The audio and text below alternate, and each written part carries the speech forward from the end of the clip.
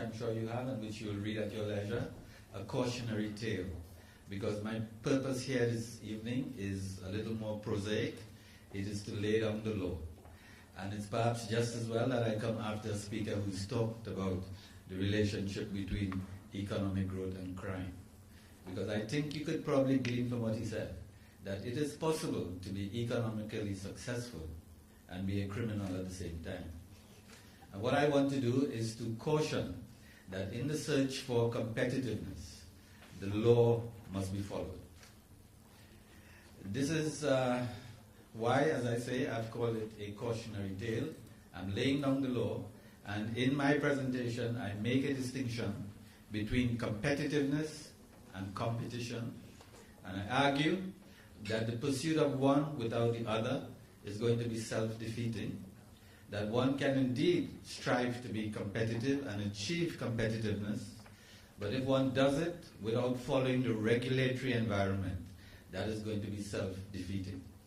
Or, as we heard from Levi Roots this morning, it's going to be a quick hustle and it will not be self-sustaining. It's perhaps useful that he could make that point because he operates in England, where, as you know, the competition law is very strict. So, my purpose then is to explain that the pursuit of competitiveness, especially using the device of clustering, is not going to work unless the rules are followed. And there are at least 4 things that happened already this morning that made it important for me to try to give this caution. The first thing, you would have heard more than one speaker use the words competition and competitiveness in the same breath, almost as if it were the same thing.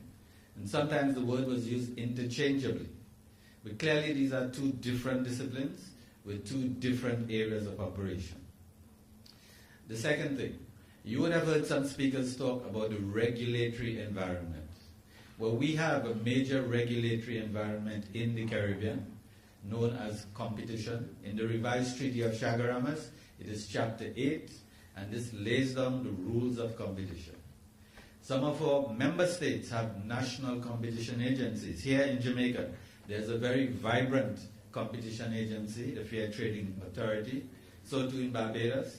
And although you may not know this, but each one of our countries in CARICOM have undertaken to have national competition commissions. Barbados, Jamaica, Belize, Suriname, where my colleague comes from, who's just spoken, and all of the OECS territories, although they have taken a very novel position of having one agency for them that they will call their national competition agency. So we have a major regulatory environment that people must abide by and must adhere to in the search for competitiveness. Also, as you might have heard this morning, there was a continuing mention of the EPA, the Economic Partnership Agreement, and of the Canada negotiations between CARICOM and Canada for a free trade arrangement. All of these treaties have chapters on competition. And these chapters say that we are obliged to share certain kinds of information with competition agencies in those other countries. So assume, for example, that a firm in Jamaica or throughout the Caribbean decides to be competitive, is competitive, but does so breaking the law. And suppose it wants to enter the market in Canada or in Europe, and the European or Canadian agencies are aware that the law has been broken. They will ask for information, and that firm will find itself, as competitive as it is, unable to enter those markets. Moreover, it might find itself the subject of proceedings in front of the Competition Commission. So my purpose then is to talk about this cautionary tale, to say in the search for competitiveness, especially for competitiveness through the device of clustering, to be sure that one follows the law. And for this purpose, I'm just going to read what the law says in the revised Treaty of Chaguaramas, which is meant to prohibit anti-competitive business conduct. What I have to say is aimed at the private sector, it's aimed at government business enterprises, and it's also aimed at my university colleagues who might give advice to the private sector or the government sector. So this is what it says. Member states must prohibit within their jurisdiction as being anti-competitive business conduct which is outlawed. 1. Agreements between enterprises, decisions by associations of enterprises, and concerted practices by enterprises which have as their object or effect the prevention, restriction, or distortion of competition within the community. Now, I heard, and it was very interesting, I heard Levi Root say that he thrives on competition and he wants to be in an area where he can compete. The law is based on the principle that competition increases consumer welfare, and therefore anything which undermines competition is likely to be an infringement of the law.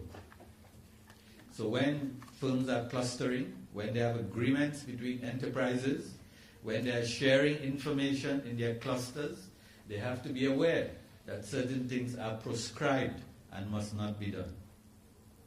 The law also says that it is anti-competitive actions by which an enterprise abuses its dominant position within the community, or any other like conduct whose object or effect is to frustrate the benefits expected from the establishment of the CSME.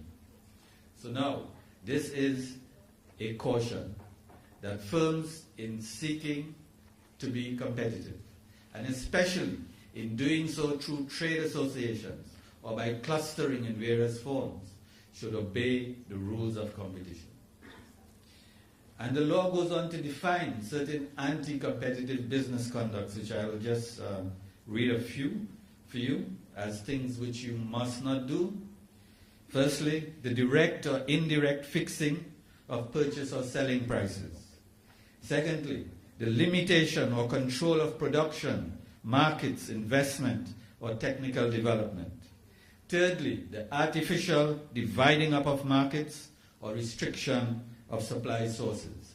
And there are lots of others: predatory pricing, price discrimination, loyalty discounts or concessions, exclusionary vertical restrictions, bid rigging, or making the conclusion of one contract subject to the acceptance by the other party of an additional obligation which has no real connection, like going into the market to buy onions and the vendor tells you, yes, but you must also buy potatoes.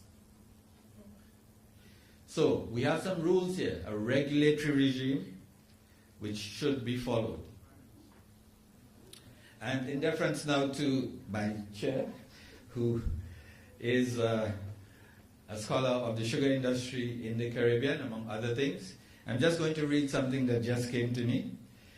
This is an agreement among a group of sugar-producing countries exporting to Europe. They are the EBA countries, that is those countries who fall under the Everything But Arms initiative. In other words, they can sell anything into Europe, duty-free and quota-free, except arms. And last week, they asked for advice from their lawyers about what they could and could not talk about. Now, they've been doing this for years. They've been meeting and talking.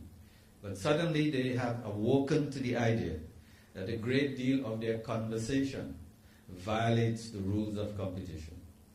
And so the lawyer has given them advice that they must not discuss among themselves any of the following types of information: pricing or other terms of dealing with customers, customer details such as volumes, location, identity, payment, and credit terms, current or future production capacity or output of individual countries or individual companies or factories, individual country or company manufacturing and development costs, margins, allocations of customers, regional areas of product types, or company-specific business plans, including national plans, which would allow the plans of individual producers to be ascertained. marketing initiatives, market share data, or any other commercially sensitive information. When I shared this with a very distinguished Caribbean writer, poet, statesman, scholar, who was for a long time the marketing manager of the sugar company in Guyana, the same one that produces the rum that you heard about earlier. He was aghast. He said, but this is what for years we have been talking about. How come all of a sudden we are not allowed to share this kind of information? The reason is that the fastest growing area of law in the world is competition law. 10 years ago, there were about 20 competition agencies in the world. Now there are 130. And all the trade treaties that CARICOM is signing with other countries, in Canada, in Europe, and in Latin America, all the partial scope treaties that are being signed with Colombia, with Panama, with Guatemala, they will all have competition chapters that will oblige the competition authorities in CARICOM to share information with their counterparts in other parts of the world about firms who, in the pursuit of their search for competitiveness, are violating the rules. And therefore, as successful as those firms might be, that success will not be sustainable. It will be short-lived. It will be what Levi Roots talked about this morning. It will be the quick hustle. It will not be a self-sustaining platform. So that's what I wanted to share with the audience today. I wanted to say that in relation, therefore, to this very laudable goal of trying to be as competitive as possible, one must obey the rules. Thank you very much.